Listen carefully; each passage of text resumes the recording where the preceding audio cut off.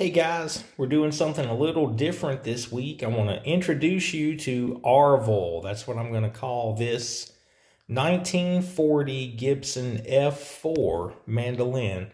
This was owned and played by my wife's grandfather, who bought the mandolin, we think, in 1942 and owned it all those years. We've had it for about 20 years here since my wife's grandfather passed away, and it hasn't been playable. I just got it back from Danny Roberts, who knocked it out of the park getting this thing set up. It just plays and sounds amazing if you really get the beauty of these old F4s. Anyway, a cool backstory.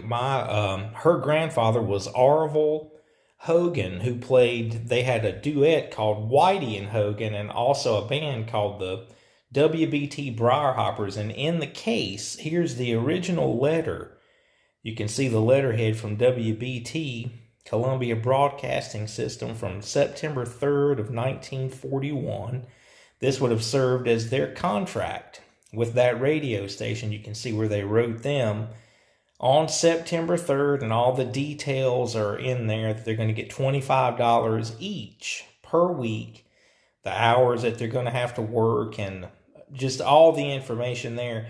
That was on the 3rd of September, and on the 8th, they wrote a letter back to Mr. Crutchfield in agreement with all of the terms, and then they started what I think was like maybe 15 or 20-year run with that station. And I actually saw this band play on stage, I'm going to say maybe when I was a teenager, maybe 15 years old or something like that. Just really cool legacy stuff for all of this to still be together. He used black diamond strings, and it's so funny. My wife said that he never did actually put a set of strings on the mandolin. He would just replace a string.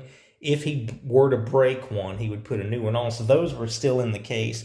Here's a bill that they, I guess they had these made and then would just fill in the information. Here, East Gastonia Elementary School, September 15th of 1939.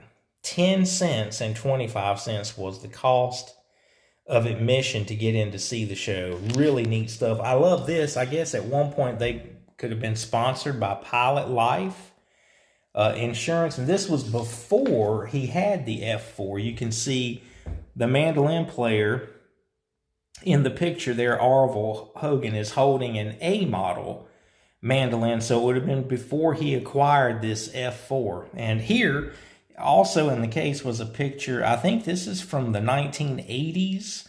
I used to hear people talk about Le Mans records, being from that area myself, and you can see the F4 in Arval's hands there, still with the pick guard on it at that point, which is, as far as now, is long gone, which doesn't really surprise me. Mandolins of this vintage, when you see that stuff happen, it's a shame. The damage on the top there is by far the worst as far as any conditioning issues with the instrument, but it's really cool. It's really fun to play.